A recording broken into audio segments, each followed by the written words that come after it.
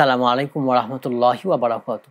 আলহামদুলিল্লাহি ওয়াহদা ওয়াসসালাতু ওয়াসসালামু আলা আবদিহিল মুস্তাবা আল মুস্তাফা ওয়া আলা আলিহি ওয়া সাহবিহি রশাদা। প্রিয় দর্শক, আল আরাফা ইসলাম ব্যাংক পিএলসি নিবেদিত রমাদানের নূর অনুষ্ঠান থেকে স্বাগত জানাচ্ছি। দেশ কিংবা প্রবাস যে যেখান থেকে আমাদের অনুষ্ঠান দেখছেন, আশা রাখি ভালো আছেন। আমরা দোয়া করি আল্লাহ তাআলা আপনাদের সবাইকে সব জায়গায় সবসময় ভালো রাখুন। দর্শক, রমাদানের ঠিক এই মুহূর্তে আজ আমরা কথা বলবো ইবাদতের গুরুত্ব এই বিষয় নিয়ে। এ বিষয়ে আলোচনা রয়েছেন বিশিষ্ট ইসলামী চিন্তাবিদ, শিক্ষাবিদ, গবেষক মুফতি আব্দুস সালাম। আসসালামু আলাইকুম রাহমাতুল্লাহি ওয়া বারাকাতুহু। ওয়ালাইকুম আসসালাম ওয়া রাহমাতুল্লাহি ওয়া বারাকাতুহু। মোহতারাম, কেমন আছেন সব মিলে? আলহামদুলিল্লাহ, আপনি কেমন আছেন? আলহামদুলিল্লাহ, আমিও ভালো আছি। ইবাদতের গুরুত্ব নিয়ে কথা বলবো। শুরুতে জানতে চাইবো, ইবাদত বলতে আসলে কি বুঝি আমরা? আমাদের মানুষ সৃষ্টির উদ্দেশ্য, জিন এবং মানব জাতিকে আল্লাহ পাক সৃষ্টি করেছেন ইবাদতের জন্য। ইবাদতের জন্য। আর আমরা হলাম আল্লাহর বান্দা, আবদুন। আব্দ। তা আব্দ যে কাজ করে ওটাকে বলা হয় ইবাদত। ইবাদত। ইবাদতের মানে হলো গায়াতুত তাজাল্লুল ওয়া তাখাদ্দু, যে মনিবের কাছে চূড়ান্ত বিনয় এবং দীনতাহীনতা প্রকাশ করার নাম হলো ইবাদত। যেমন দেখুন, আমি কত শেঠ, আমি কত টাকার মালিক, আমি বিলিয়নার, আমি মিলিয়নার, এগুলোর কোনো ভ্যালু নেই। সব আমি গিয়ে আল্লাহর কুদরতি পায়ে সেজদা করি। যার কিছুই নেই সেও সেজদা করছে, আমিও সেজদা করছি। তার মানে হলো যে আমার আমিত্ব বলতে কিছু নেই, আমার সব কিছু ইন্না সলাতি ওয়া নুসুকি ওয়া মাহইয়ায়া ওয়া মামাতি লিল্লাহি রাব্বিল আলামিন। আমার জীবন মরণ ইবাদত বন্দেগী সব আল্লাহর কাছে আমি নিবেদন করছি, সুপর্দ করলাম, সমর্পণ করলাম। তো এইটা যে করে, তার জিন্দগির সব কিছু যে নিবেদন করে আরেকজনের জন্য, সেই কর্মটাকেই বলা হয় আসলে ইবাদত। যখন ইব্রাহিম আলাইহিস সালামকে আল্লাহ তাআলা বলেন, ইজ ক্বালা লাহু রাব্বুহু আসলিম ক্বালা আসলামতু লিরাব্বিল আলামিন, যে তুমি আমার কাছে আত্মসমর্পণ করো। তিনি বললেন যে হ্যাঁ, রব্বুল আলামিন, আপনার কাছে আমি আত্মসমর্পণ করলাম। এজন্য যে আমার নিজ থেকে আমি কিছু করব না, আমার মনিব আমাকে যা বলবেন আমি সেই নির্দেশ মোতাবেক আমার জীবনকে পরিচালনা করব, এটার নামই হলো ইবাদত। যদি এটা এভাবে করতে পারি, তাহলে দেখা যাবে যে বাহ্যিকভাবে আমি দুনিয়ার কর্ম করছি, কিন্তু আমার রবের নির্দেশিত পথে করার কারণে ওই দুনিয়ার কর্মটাও ইবাদত হয়ে যাচ্ছে। হাদিসের মধ্যে রাসূল আকরাম সাল্লাল্লাহু আলাইহি ওয়াসাল্লাম ফরমান, ইন্নাকা লান তুনফিকা নাফাকাতান তাবতাগি বিহা ওয়াজহাল্লাহ ইল্লা উজিরতা আলাইহা হাত্তা লুকমাতা তাজআলুহা ফি ইমরাতিক।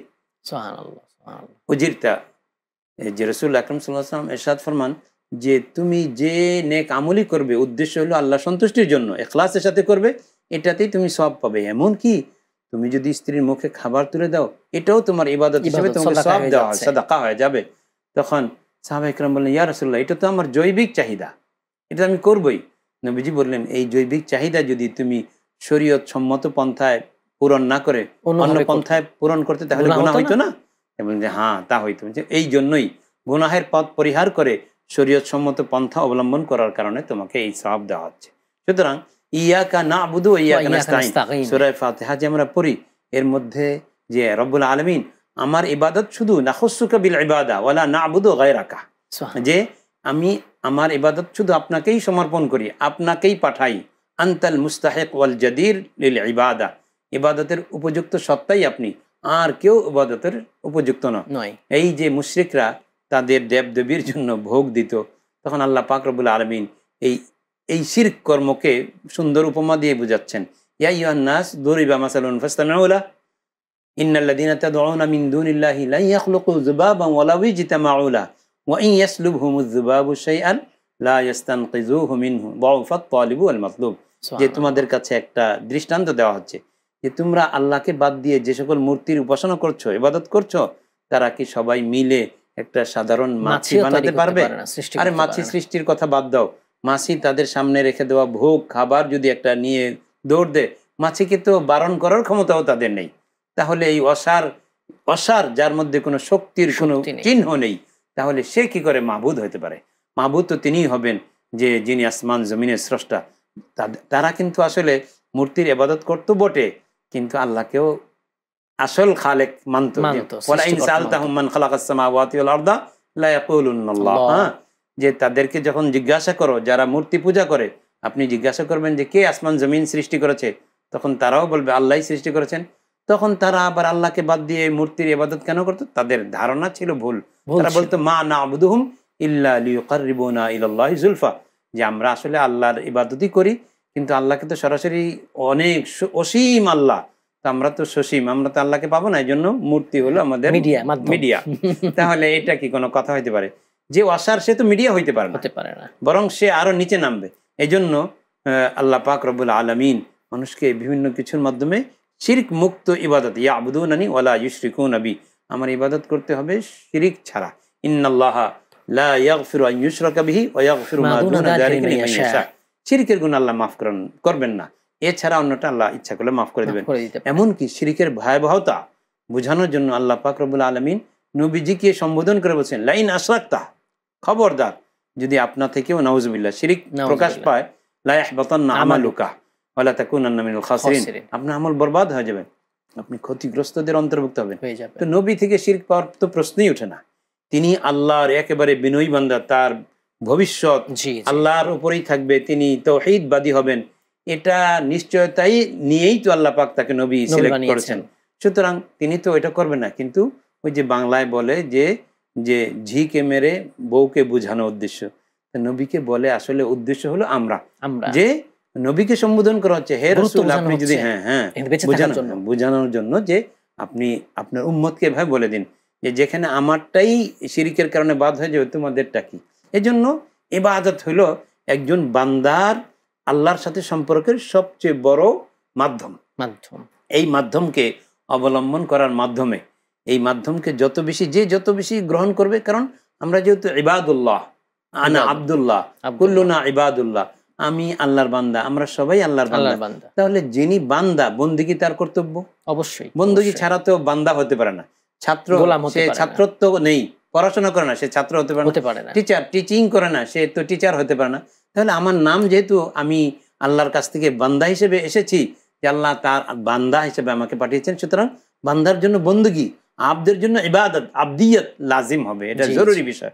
এজন্য মাহে রমজান আমাদেরকে মূলত ওই আমি যে উদ্দেশ্যে সৃষ্টি হয়েছি, আমি আল্লাহ আমাকে দুনিয়ায় পাঠিয়েছেন, আল্লাহর খলিফা হিসেবে এসেছি, সেই উদ্দেশ্যটাকে মনে করিয়ে দেয়। আসলে মাহে রমজানের জন্য রাসূল আকরাম সাল্লাল্লাহু আলাইহি ওয়াসাল্লাম রমজানের জন্য বেকুল হয়ে থাকতেন। আর বুজুর্গানে নবীজি তো 2 মাস আগে থেকে দোয়া করতেনই, আর বুজুর্গানে দিন কি করতেন, রমজান পাওয়ার জন্য 6 মাস ধরেই বেকুল আকুল থাকতেন। আর রমজান চলে গেলে রমজানের ইবাদত যেন আবার আল্লাহ কবুল করেন, এই জন্য তারা আল্লাহর দরবারে দোয়া করতে থাকতেন।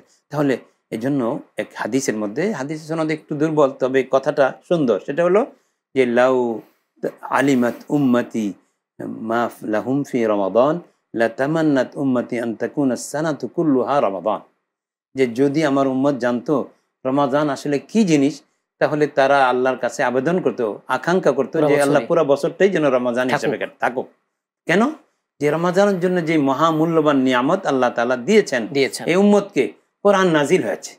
কোরআন শুধু না, বরং হযরত মুসা আলাইহিস সালামের তাওরাত, হযরত ঈসা আলাইহিস সালামের ইনজিল, দাউদ আলাইহিস সালামের জবুর 18 তারিখে, ইনজিল 12 তারিখে, মুসা আলাইহিস সালামের তাওরাত 6 তারিখে, সহিফায়ে ইব্রাহিম যেগুলো সুহুফে ইব্রাহিম সেগুলো রমাদানের 3 তারিখে। তাহলে আল্লাহর কালাম যেগুলো নাজিল হয়েছে সবগুলো রমাদানে নাজিল হওয়ার মানেই হলো যে রমাদানের গুরুত্ব অন্য সব মাসের চাইতে আল্লাহ পাক আমাদেরকে শ্রেষ্ঠত্ব দিয়েছেন। 1 নম্বর তো আমাদেরকে সাইয়্যিদুর রাসূল দিয়েছেন, মুহাম্মদুর রাসূলুল্লাহ সাল্লাল্লাহু আলাইহি ওয়াসাল্লাম। 2 নম্বর হলো যে সাইয়্যিদুল কুতুব দিয়েছেন, যে অন্য যত আসমানি কিতাব আছে সবগুলোর মধ্যে শ্রেষ্ঠ হলো আল্লাহর কালাম। 3 নম্বর হলো যে আমাদেরকে সাইয়্যিদুশ শুহুর দিয়েছেন, এই সব মাসের সেরা মাস রমাদান মাস। রমাদান কিন্তু এই ফ্যাসিলিটি, রমাদানের এই ফ্যাসিলিটি অন্য কেউ পায়নি। এবং সাইয়্যিদুল আইয়াম দিয়েছেন, ইয়াউমে আরাফা দিয়েছেন, সাইয়্যিদুল লায়ালি লাইলাতুল কদর দিয়েছেন। এই বিষয়গুলো আসলে আল্লাহ পাক রব্বুল আলামিন অন্য কোনো উম্মতকে দেননি। হ্যাঁ, আমাদের হায়াত ছোট, কিন্তু নবীজি বলছেন যে নাহনুল আখিরুন ওয়া নাহনুস সাবিকুন। সুবহানাল্লাহ। অন্যরা 2000 বছর 1000 বছর ইবাদত করে জান্নাতে আমাদের আগে যেতে পারবে না, আমরা পরে এসেছি, কম হায়াত, কিন্তু আল্লাহ পাক মেহেরবানি করবেন, আমরাই আগে জান্নাতে যাব। এবং জান্নাতের দরজার মধ্যে লেখা আছে অলরেডি যে জান্নাত, ইন্নাল জান্নাত হারামুন আলাল আম্বিয়া হাত্তা তাদখুলা ওয়া আলাল উমাম হাত্তা তাদখুলা উম্মাতুক, যে সব নবীর জন্য জান্নাত ক্লোজ যতক্ষণ আপনি প্রবেশ না করবেন, অন্য উম্মতদের জন্য ক্লোজ যতক্ষণ আপনার উম্মত প্রবেশ না করবে। হাসান তা মুহতারাম, বিরতির পর বাকি অংশ শুনবেন ইনশাআল্লাহ, আলোচনা সুন্দর হচ্ছে। দর্শক, আপনারা দেখছেন আল আরাফা ইসলাম ব্যাংক পিএলসি নিবেদিত রমাদানের নূর। সময় হলো ছোট্ট বিরতির, একটু পরে ফিরবো, আমাদের সঙ্গে থাকবেন ইনশাআল্লাহ।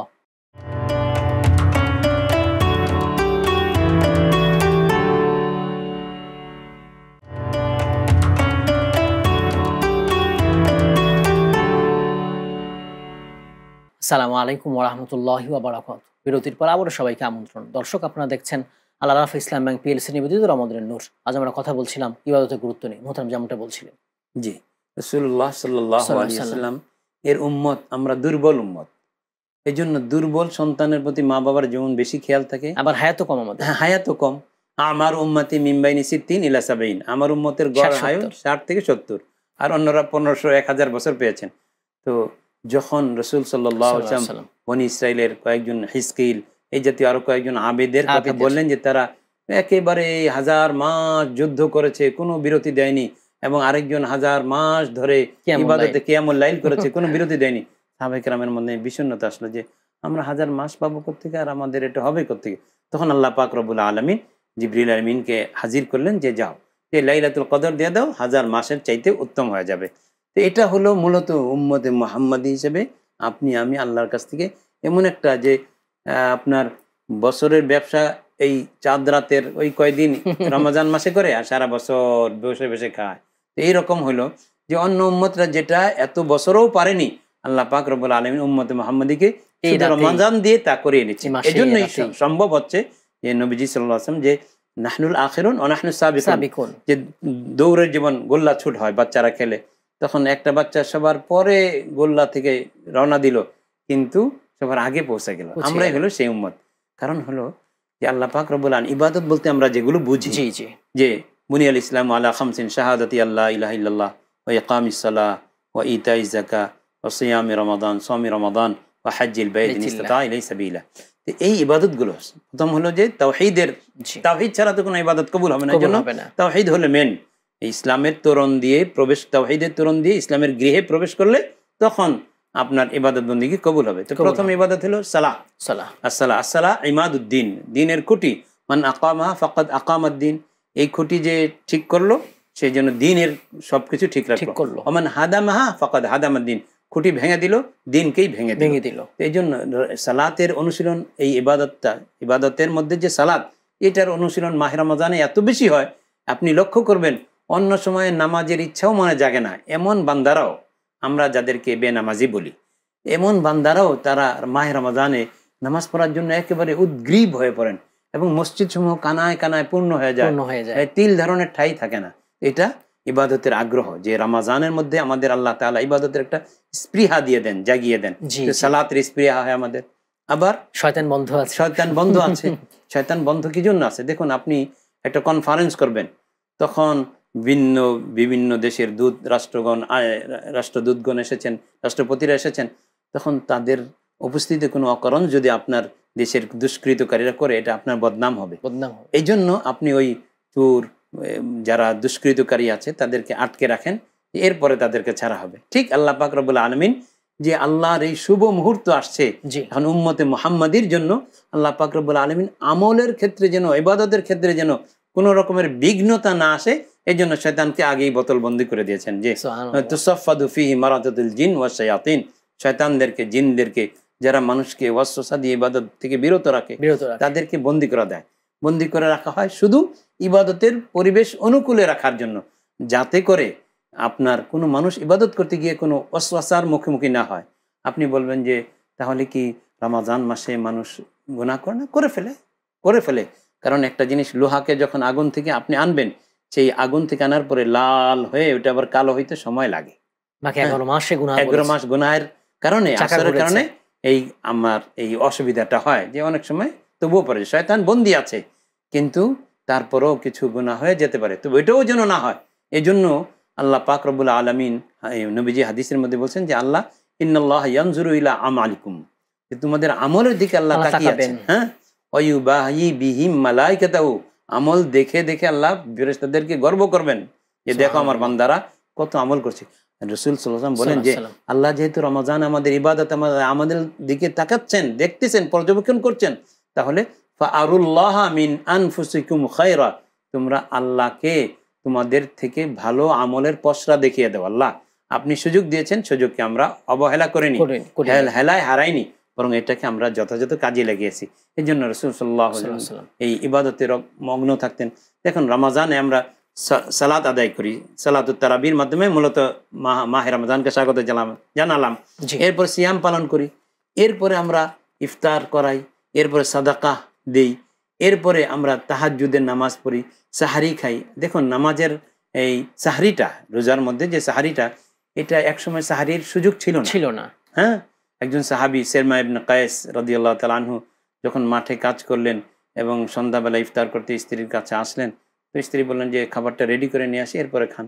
ঘুমিয়ে গেছে, ঘুমিয়ে গেলার সুযোগ ছিল না। তাহলে এই যে এরপর আল্লাহ তাআলা সুযোগ দিলেন, এখন বললেন যে হযরত ওমর রাদিয়াল্লাহু তাআলা আনহু সহ এই সাহাবীর ঘটনা, হযরত ওমর রাদিয়াল্লাহু আনহু সম্ভোগের অসুবিধা হয়ে গেল, তখন আল্লাহ পাক রব্বুল আলামিন সুযোগ করে দিলেন যে সহজ যে কুলু ওয়াশরাবু হাত্তা ইয়াতাবায়ানা লাকুমুল খাইতুল আবিয়াদু মিনাল খাইতিল আসওয়াদি মিনাল ফাজর, যে ওয়াবাশিরুহুন, হ্যাঁ, যে আল্লাহ পাক রব্বুল আলামিন আলিম আল্লাহু আন্নাকুম কুনতুম তাখতানুনা আনফুসাকুম ফাতাবা আলাইকুম ওয়া আফা আনকুম ফালআনা বাশিরুহুন্না ওয়াবতাগু মা কাতাবাল্লাহু লাকুম ওয়া কুলু ওয়াশরাবু, যে সম্ভোগ এবং খাবার দাবার করতে পারবে হাত্তা ইয়াতাবায়ানা লাকুম পর্যন্ত, একেবারে সাহরি থেকে ইফতার পর্যন্ত এই সময়টা।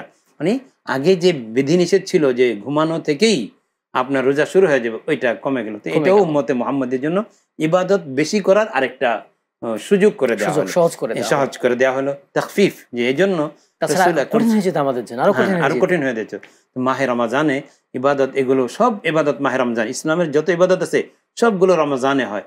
যেমন আপনার সিয়াম তো হয়, সালাত তো হয়, এরপরে আপনার জাকাত আমরা তো রমজানেই সাধারণত দিয়ে থাকি, হিসাব করে থাকি। এরপরে হজের প্রশ্নটা, তো এটার একটা হলো যে রাসূল সাল্লাল্লাহু আলাইহি ব্যাখ্যা হচ্ছে যে রাসূল সাল্লাল্লাহু আলাইহি ওয়াসাল্লাম বলেছেন উমরাতুন ফি রমাদান কাহাজ্জাতিন, অন্য জায়গায় আছে কাহাজ্জাতিন মাই, তুমি আল্লাহ রাসূলের সাথে হজ করতে পারোনি, আফসোস করো না, তুমি রমজানে উমরা করো।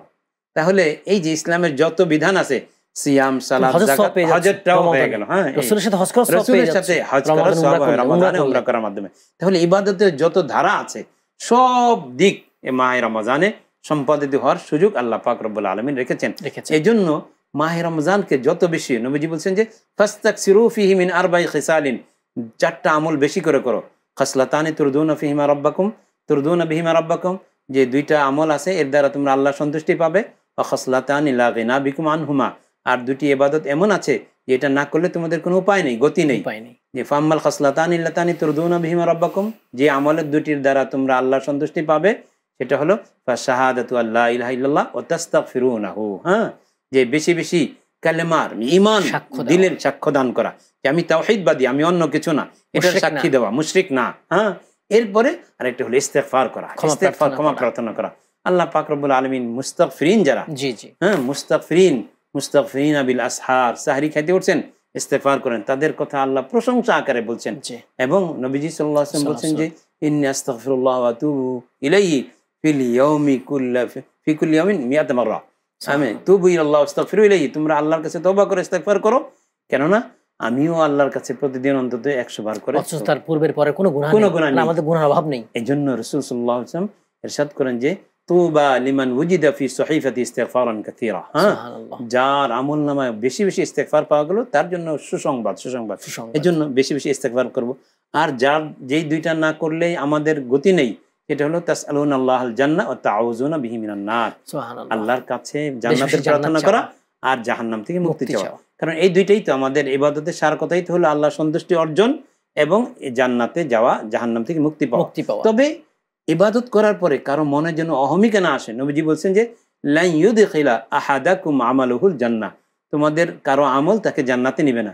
সাহাবায়ে কেরাম বললেন ইয়া রাসূল, ওয়ালা আনতা, আপনারও না, ওয়ালা আনা, আমারও না, ইল্লা ইয়াতাগাম্মাদানি আল্লাহু বিরহমাতি মিনহু, আল্লাহ যদি তার রহমতের চাদরে আমাকে ঢেকে না নেন। এইজন্য ইবাদত করলাম। অনেকে বিশেষ করে হজের বেলা একটা ইবাদত করার পরে, হুজুর আমি তো উমরা করেছি, এটা আমার 10ম উমরা, হুজুর আমি তো হজ করেছি, এটার দ্বারা ইবাদত গর্ব অহংকার করা যাবে না, নষ্ট হয়ে যাবে। এজন্য যেন অহমিকা না আসে যে আমার ইবাদতটা করলাম, আল্লাহ কবুল করলেন কিনা, এটাই হলো বিবেচ্য বিষয়। আমি তো, আল্লাহ তো কোয়ান্টিটি চান না, সংখ্যা, কোয়ালিটি চান। আমাদের মূল্যবান সময় দেওয়ার জন্য জাযাকুমুল্লাহ খাইর। আপনাকে ধন্যবাদ। দর্শক, আপনারা এতক্ষণ দেখছিলেন আল আরাফা ইসলাম ব্যাংক পিএলসি নিবেদিত রমাদানের নূর। আজ আমরা কথা বলছিলাম ইবাদতের গুরুত্ব নিয়ে। আল্লাহ তাআলা মানুষ এবং জিনকে সৃষ্টি করেছেন ইবাদতের জন্য, তাই আমরা আল্লাহ তাআলা ইবাদত করবো শিরক মুক্ত হয়ে। আল্লাহ তাআলা আমাদের তৌফিক দান করুন, আমিন। আসসালামু আলাইকুম ওয়া রাহমাতুল্লাহি ওয়া বারাকাতুহু।